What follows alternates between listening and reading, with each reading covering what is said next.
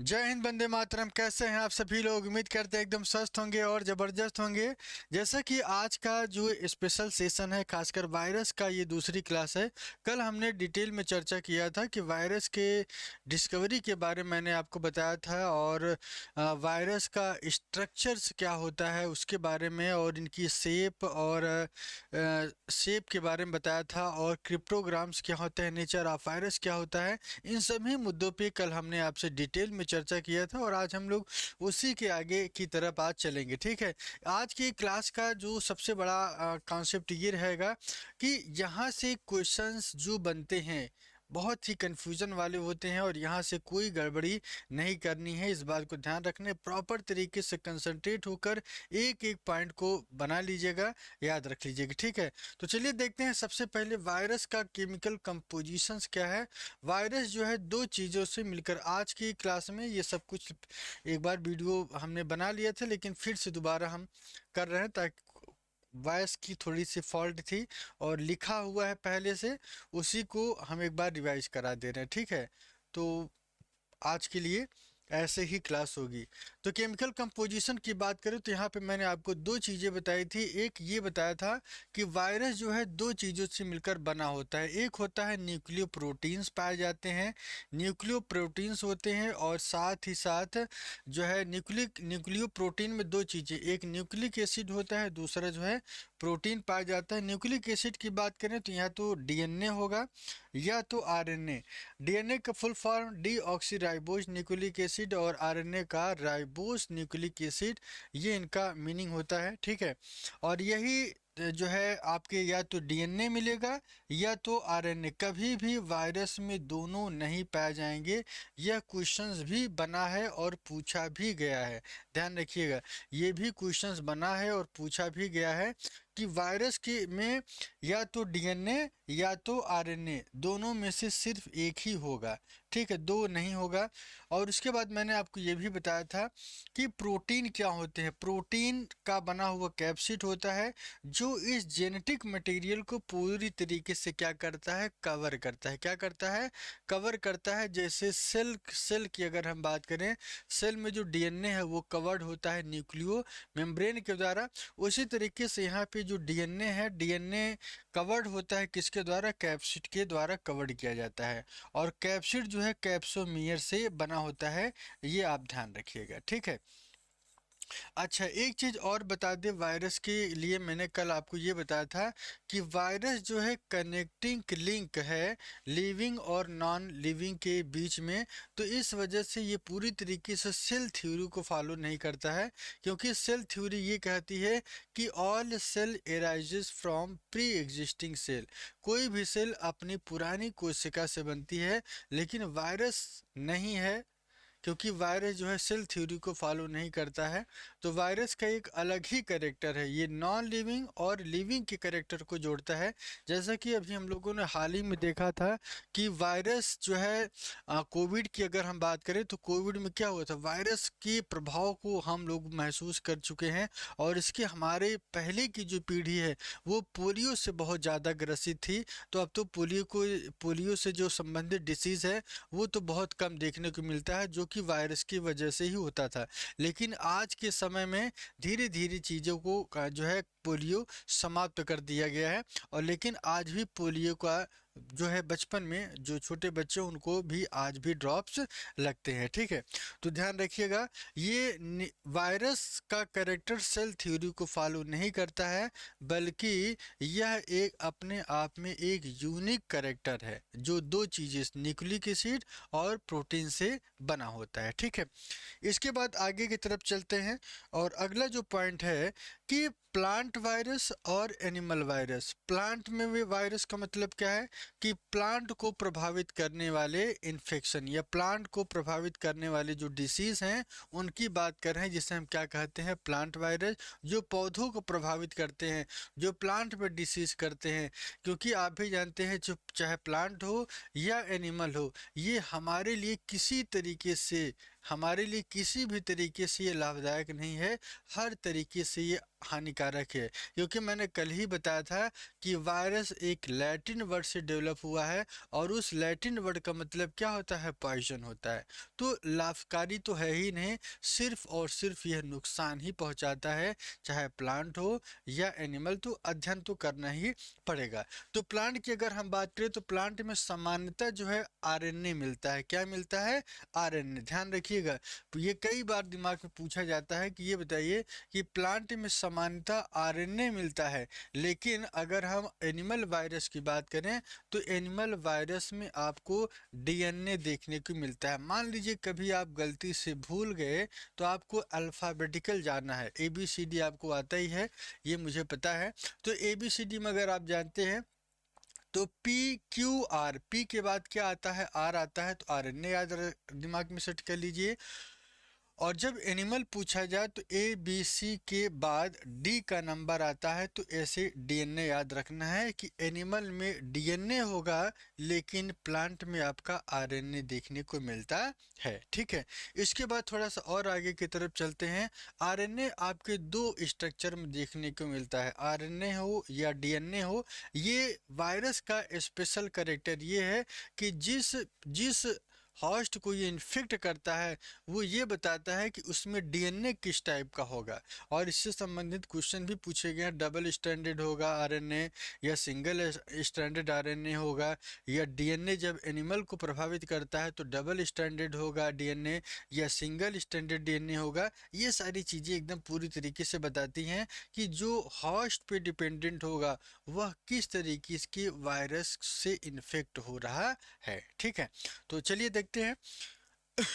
सबसे पहले मैं आपको बता दूं कि आरएनए भी सिंगल स्टैंडर्ड और आरएनए भी डबल स्टैंडर्ड में देखा गया है, और डीएनए जो है ये भी सिंगल स्टैंडर्ड डीएनए या ये डबल स्टैंडर्ड डीएनए में देखने को मिला है। ठीक है, ध्यान रखिएगा। इसके बाद थोड़ा सा आगे की तरफ चलते हैं, और क्या स्पेशल पॉइंट है, यहाँ से आज आपकी क्लास स्टार्ट होती है। सबसे पहले ध्यान रखिएगा कि सिंगल स्टैंडर्ड आरएनए कहाँ कहाँ देखने को मिलता है। ध्यान रखिएगा, सिंगल स्टैंडर्ड आरएनए कहाँ कहाँ देखने को मिलता है। तो सबसे पहले आपको ये याद रखना है कि सिंगल स्टैंडर्ड 3 कैरेक्टर में देखने को मिलता है। एक आपका TMV में देखने को मिलता है, टोबैको मोज़ेक वायरस में।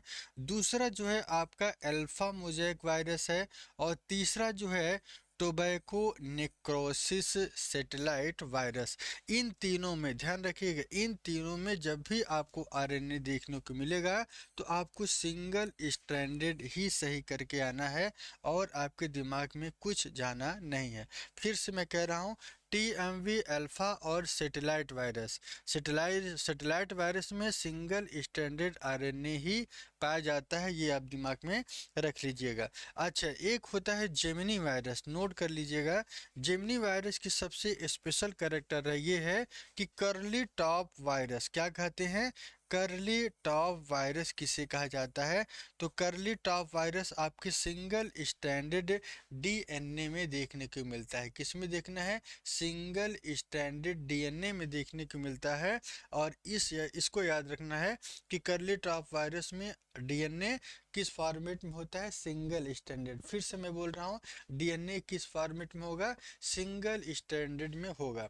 अच्छा, दूसरी केवलीफ्लावर मोज़ेक वायरस कहाँ पे देखने को मिलता है? इसमें डबल स्टैंडर्ड डीएनए देखने को मिलता है। क्या मिलता है? डबल स्टैंडर्ड डीएनए देखने को मिलता है। ये आप इसमें दिमाग में, अपने जहन में पूरी तरीके से बैठा लीजिए। फिर से, केवलीफ्लावर एक प्लांट वायरस है। प्लांट में समानता आरएनए मिलता है, लेकिन जब केवलीफ्लावर की बात करें, मोस्ट इंपॉर्टेंट है, इसे दिमाग में बैठा लीजिएगा कि जब केवली मोज़ेक वायरस की अगर हम बात करें, जब आपसे ये पूछा जाए तो आपको याद रखना है डबल स्टैंडर्ड डीएनए। ये एक नहीं, कई बार अलग अलग स्टेट में अपने माध्यमिक शिक्षा सेवा चयन बोर्ड के द्वारा ये क्वेश्चन बार बार पूछा गया है। क्यों? क्योंकि लड़का जो है प्लांट सोच करके आरएनए करके आता है, लेकिन यहाँ पे कहानी उल्टी हो जाती है। क्या उल्टी हो जाती है? डबल स्टैंडर्ड डीएनए यहाँ पे देखने को मिलता है। ठीक। चलिए आगे की तरफ चलते हैं और अगली स्लाइड क्या कहती है। डबल स्टैंडर्ड आरएनए कहाँ देखने को मिलता है? राइस, रियो, उंड और ट्यूमर। राइस, रियो, उंड और ट्यूमर, ये चार जगह आपको देखने को ध्यान रखिएगा। डबल स्टैंडर्ड की बात हो रही है। अभी तक हमने सिंगल स्टैंडर्ड की बात की, लेकिन यहाँ पे हम क्या बात कर रहे हैं? डबल स्टैंडर्ड आरएनए की बात कर रहे हैं। क्या? डबल स्टैंडर्ड आरएनए की बात कर, राइस ड्वार्फ वायरस, रियो वायरस, उंड वायरस और ट्यूमर वायरस। इसका फार्मूला याद कर लीजिएगा, R²WT। एक आर से आपका राइस हो जाएगा, दूसरे से रियो हो जाएगा, तीसरे से उंड हो जाएगा और चौथे से ट्यूमर हो जाता है। क्या हो जाता है? ट्यूमर हो जाता है। तो याद रखिएगा, जब डबल स्टैंडर्ड आरएनए पूछा जाए तो आपको राइस, रियो, उंड और ट्यूमर, ये चार ऐसे हैं जो डबल स्टैंडर्ड आरएनए को रिप्रेजेंट करते हैं। ठीक है, एनिमल वायरस की बात कर लेते हैं। एनिमल वायरस का सबसे स्पेशल कैरेक्टर क्या है कि एनिमल वायरस में आपका डीएनए देखने को मिलता है। क्या देखने को मिलता है? सामान्यतः डीएनए। लेकिन अब ध्यान रखिएगा, यहाँ से क्वेश्चन ये बनता है कि डबल स्टैंडर्ड डीएनए देखने को किस में देखने को मिलता है? तो आपको याद रखना है कि एक है आपका एडिनो वायरस। क्या है आपका? एक है आपका एडिनो वायरस है और दूसरा जो है हर्प्स वायरस है। क्या है? हर्प वायरस। जब ये पूछा जाए तो आपको ध्यान रखना है, भटकना नहीं है, सिर्फ और सिर्फ ये देखना है कि अगर एडिनो है, अगर हर्प्स है, तो तुरंत डबल स्टैंडर्ड डीएनए ही करके सही करके आना है और कुछ विचार करना ही नहीं है और कुछ सोचना ही नहीं। ठीक, तो इसके आगे की तरफ चलते हैं और इसके आगे की तरफ चलेंगे और अगला पॉइंट पे चर्चा कर लेते हैं। अगला पॉइंट है कि एक्सेप्शन से क्या है। आप भी जानते हैं कि हर वो जगह अपवाद आपको देखने को मिलता है। ठीक है, अपवाद की अगर हम बात करें तो अपवाद में आपको ये ध्यान रखना है कि जब रियो वायरस पूछा जाए, रियो ये इम्पोर्टेंट है, इसे कई बार पूछा गया है। रियो इम्पोर्टेंट है, ये इंपॉर्टेंट है। और रियो वायरस में आपका डबल स्टैंडर्ड आरएनए देखने को मिलता है। क्या मिलता है? डबल स्टैंडर्ड आरएनए देखने को मिलता है रियो वायरस में। जबकि मम्स और रेट्रो और इन्फ्लुएंजा में सिंगल स्टैंडर्ड आरएनए देखने को मिलता है। मम्स में, रेट्रो में, इन्फ्लुएंजा में सिंगल स्टैंडर्ड आरएनए देखने को मिलता है। दिमाग में बैठा लीजिएगा, कोई गड़बड़ी अगर किए तो मान के चलिए कि वायरस से क्वेश्चन तुरंत हाथ से निकल जाएगा और गलती नहीं करनी है। ठीक है, इसके बाद आता है नंबर बैक्टीरियोफेज का। बैक्टीरियोफेज का मतलब क्या होता है, आइए देख लेते हैं। बैक्टीरियोफेज का मतलब ये होता है कि बैक्टीरियो और फेज, बैक्टीरियो को फेज करने वाला, मतलब एक ऐसा वायरस जो बैक्टीरिया को इन्फेक्ट कर देता है, बैक्टीरिया को प्रभावित कर देता है, जो बैक्टीरिया को खा जाता है। ऐसे कंटेंट को क्या कहते हैं? बैक्टीरियोफेज को बैक्टीरियो ईटर्स के भी नाम से जानता है। कभी ये भी पूछा जा सकता है कि बैक्टीरियो ईटर्स किसे कहते हैं, तो बैक्टीरियोफेज ही दिमाग में होना चाहिए। ठीक है, बैक्टीरियोफेज की अब डीएनए की बात कर लेते हैं। बैक्टीरियोफेज की में अगर हम बात करें क्यू क्यू बीटा की अगर हम बात करें तो क्यू बीटा बैक्टीरियोफेज में आपको जो डीएनए है यह डबल स्ट्रैंडेड देखने को मिलता है। कैसा देखने को मिलता है? डबल स्ट्रैंडेड डीएनए देखने को मिलता है। 5x174 बहुत इंपॉर्टेंट, मोस्ट इंपॉर्टेंट, यह कंफ्यूजन करता है। यह इसमें किस टाइप का डीएनए मिलता है? सिंगल स्टैंडर्ड डीएनए देखने को मिलेगा। किसमें? Single standard DNA. एक छोटा सा कॉन्सेप्ट हम आपको दे दे रहे हैं। 5 को जब आप ब्रेक करते हैं, पहले तो गोला है, और गोले को जब आप बीच से ब्रेक करते हैं तो ये अपने आप क्या बन जाता है? डी। और डी के साथ साथ एक डंडी भी है, और इस डंडी की वजह से मान लीजिए 5 है और सिंगल डंडी है तो सिंगल स्टैंडर्ड। और यहाँ पे जब बीच से ब्रेक करेंगे तो आपका डी बाहर आ गया, एक डी बाहर आ गया तो सिंगल स्टैंडर्ड डीएनए आपको देखने को मिलेगा। क्या देखने को मिलता है? सिंगल स्टैंडर्ड डीएनए आपको देखने को मिलेगा। ये दिमाग में बैठा लीजिए, यहाँ कोई गड़बड़ी नहीं होनी चाहिए, ठीक है। इसके बाद आगे की तरफ चलते हैं। टेम्परेट फेज और लेमडा फेज में या T2 और T4 बैक्टीरियोफेज में डीएनए किस फॉर्मेट में देखने को मिलता है? तो ये डबल स्टैंडर्ड तो होगा, ये डबल स्टैंडर्ड तो है, लेकिन इनकी एक स्पेशल कैरेक्टर है कि यहाँ पे ये लीनियर फॉर्मेट में देखने को मिलता है। किस फॉर्मेट में? लीनियर फॉर्मेट में देखने को मिलता है। ये एक इम्पॉर्टेंट पॉइंट है। डीएनए लीनियर स्टेज में सिर्फ दो जगह देखने को मिलता है। कहाँ कहाँ पे देखने को मिलता है? टेम्परेट फेज में या लैम्डा फेज में, T2 या T4 बैक्टीरियो फेज में, ठीक है। तो ये आपको ध्यान यहाँ पे नोट कर लेना है, ठीक है। इसके बाद आते हैं एक्सेप्शंस की बात कर लेते हैं, कुछ अपवाद की बात कर लेते हैं कि आरएनए के साथ अपवाद क्या है। अपवाद ये है कि MS2, F2 और R70 तीन चीज़ें याद रखनी है। क्या?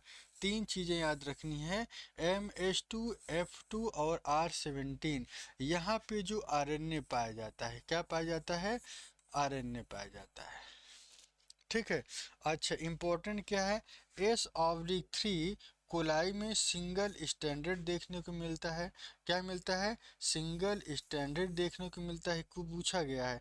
जैसे आप यहाँ पे एक चीज़ और याद रख लीजिएगा, 5x174, इन दोनों को साथ रख के इन दोनों के एक ही जगह याद कर लेना कि इसमें जो है सिंगल स्टैंडर्ड जो है डीएनए के फॉर्मेट में देखने को मिलता है। ये याद रख लीजिएगा, ठीक है। चलिए अगले अगले पॉइंट पे चलते हैं, और अगला पॉइंट क्या कह रहा है याद रखिएगा। अगला पॉइंट है बैक्टीरियोफेज की। बैक्टीरियोफेज का मतलब क्या है? एक ऐसा वायरस जो बैक्टीरिया को ईट करता है, इसे बैक्टीरिया ईटर्स कहा जाता है, ठीक है। इनकी खोज कौन किया था? एक साइंटिस्ट थे, F.W. टॉर्ट। इनका कंप्लीट नाम है F.W. टॉर्ट। इन्होंने 1915 में सबसे पहले इसके बारे में बताया, और फिर डी हिरीली आए। कौन आए? डी हिरीली आए। इनका नाम याद रखिएगा, डी हिरीली आए। और इन्होंने 1917 में इन दोनों लोगों ने बैक्टीरिया ईटर्स या बैक्टीरियोफेज के बारे में सबसे पहले बताया था। इनके जेनेटिक मटेरियल्स की बात कर लेते हैं। इनका जो जेनेटिक मटेरियल है, डबल स्टैंडर्ड डीएनए देखने को मिलता है। क्या मिलता है? डबल स्टैंडर्ड डीएनए देखने को मिलता है। डबल स्टैंडर्ड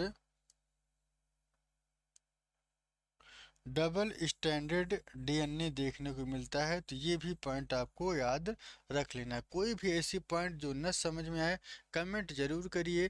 क्लास कैसी आ रही है ये भी ज़रूर बताइए। अगर नहीं समझ में आ रही तो कमेंट जरूर करिए, और आ भी रहा है तब भी अवश्य कमेंट करिए, ठीक है।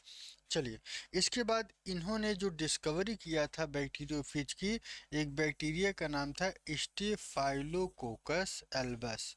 स्टेफाइलोकोकस एल्बस में इन्होंने सबसे पहले इसके बारे में डिस्कवरी किया था। इसके बाद आगे की तरफ चलते हैं। बैक्टीरियोफेज की अगर हम टाइप की बात करें, कुल ये 7th प्रकार के होते हैं। कितने प्रकार के होते हैं? 7th से 7 प्रकार के आपको देखने को मिलते हैं। कितने प्रकार के?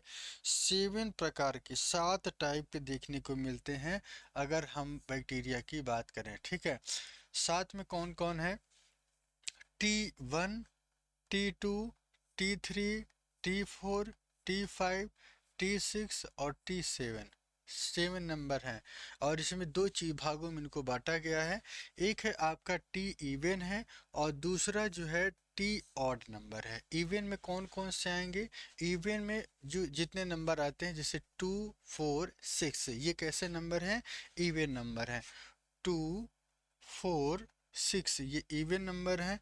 जबकि ऑड नंबर की बात करें तो 1, 3 और 7, ठीक है। और एक चीज़ यहाँ पे ध्यान रखिएगा, एक T5 भी पाया जाता है। T5 भी ऑड नंबर में ही पाया जाता है, लेकिन इनकी एक स्पेशल कैरेक्टर होती है जिसकी वजह से इनको अलग रखा गया। आगे इस पे हम बताएंगे आपको कि क्यों T5 को अलग रखा गया है। ठीक है,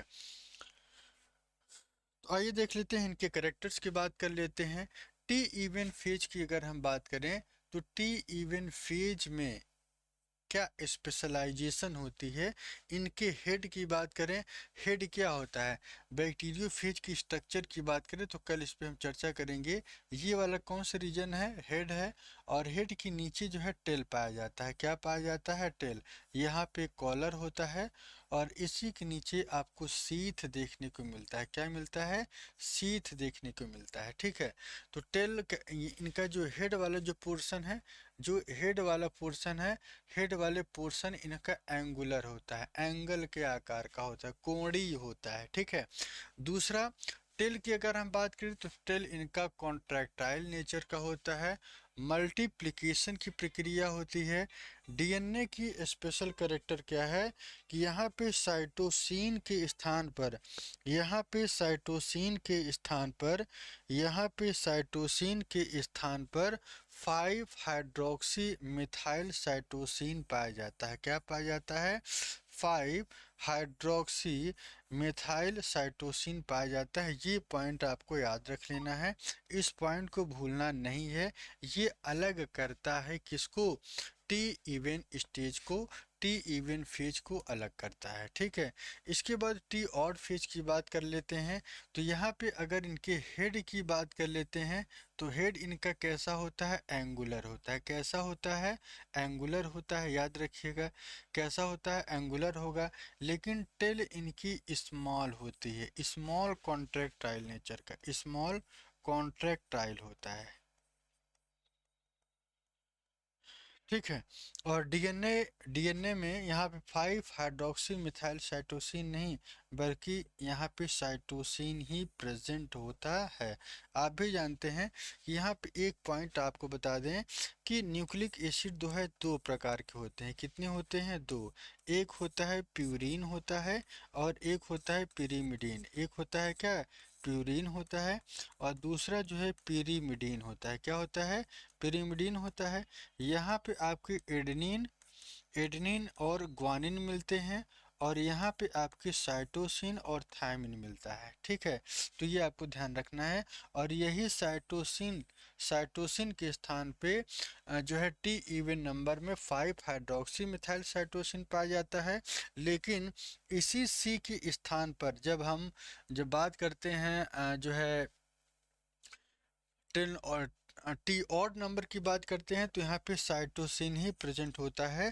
कहने का मतलब इसमें कोई परिवर्तन नहीं है, लेकिन यहाँ पे एक परिवर्तन जरूर देखने को मिलता है। ठीक है, इसके बाद आगे की तरफ चलते हैं। T5, T5 आखिर अलग क्यों है, most important point, most important point है कि T5 आखिर अलग क्यों है। याद रखिएगा, T5 की सबसे स्पेशल कैरेक्टर ये है कि इनका जो हेड है एंगुलर होता है। कैसा होता है, एंगुलर नेचर का होता है हेड। और टेल की बात करें तो टेल यहाँ पे लॉन्ग, यही इनका स्पेशल कैरेक्टर है। ये इनका स्पेशल कैरेक्टर है। यह जीआईसी में पूछा जाएगा, अगर पूछा जाएगा ध्यान रखिएगा, यह जीआईसी में, या तो यह पीजीटी का क्वेश्चन है। किसका है, पीजीटी को क्वेश्चन है। टीजीटी में संभावित है कि नहीं पूछा जाएगा, लेकिन खुदा न खास्ता अगर कभी पूछा जाए तो आपको दिमाग में रहेगा। हम इस तरीके से चल रहे हैं कि ताकि आपका कोई भी कंटेंट है, एक भी कंटेंट छूटे ना, हर चीज आपको बराबर मिलता रहे। ठीक है, यहाँ पे साइटोसिन की बात करें तो साइटोसिन यहाँ पे पूरी तरीके से यहाँ पे प्रेजेंट होता है। ठीक है, प्रोफेज की बात कर लेते हैं। प्रोफेज क्या होता है, प्रोफेज एक बैक्टीरिया का ही, एक वायरस का ही एक स्पेशल कैरेक्टर है। प्रोफेज या इसी को नॉन वायरुलेंट या इसी को नॉन इन्फेक्टिव फेज कहा जाता है। मतलब प्रोफेज एक ऐसी अवस्था है जो इन्फेक्शन नहीं करती है, जो नॉन वायरुलेंट होती है। नॉन वायरुलेंट का मतलब क्या होता है, जो अपने आप से विस्फोटित होकर डिसीज क्रिएट कर दे, नॉन वायरुलेंट। ठीक है। इससे क्या होता है, इससे कोई भी डिसीज क्रिएट नहीं होता, ध्यान रखिएगा, इससे डिसीज नहीं होता है, ये आपको ध्यान रखना है। ये क्यों? क्योंकि नॉन वायरुलेंट होते हैं। और इनकी कंडीशन दो होती है, एक टेम्परेट फॉर्मेट में और वायरुलेंट फॉर्मेट में। इसके बारे में लॉफ ने 1953 में इनकी तीन कहानी बताई। क्या? एक्स्ट्रा सेलुलर विरियन क्या होते हैं, वेजिटेटिव फेज क्या होता है, प्रोफेज क्या होता है। एक्स्ट्रा सेलुलर विरियन क्या होते हैं, आइए देख लेते हैं, एक पॉइंट बता दें। एक्स्ट्रा सेलुलर विरियन की अगर हम बात करें तो एक्स्ट्रा सेलुलर विरियन की जो स्पेशल कैरेक्टर है, एक्स्ट्रा सेलुलर में यहाँ पे क्या स्पेशल है, यहाँ पे डीएनए तो होता है, डीएनए तो होगा, और साथ ही साथ इनकी प्रोटीन की कवरिंग भी होती है, और यह एक तरीके का कंप्लीट वायरस है, ठीक है। ये इनकी बात हो गई।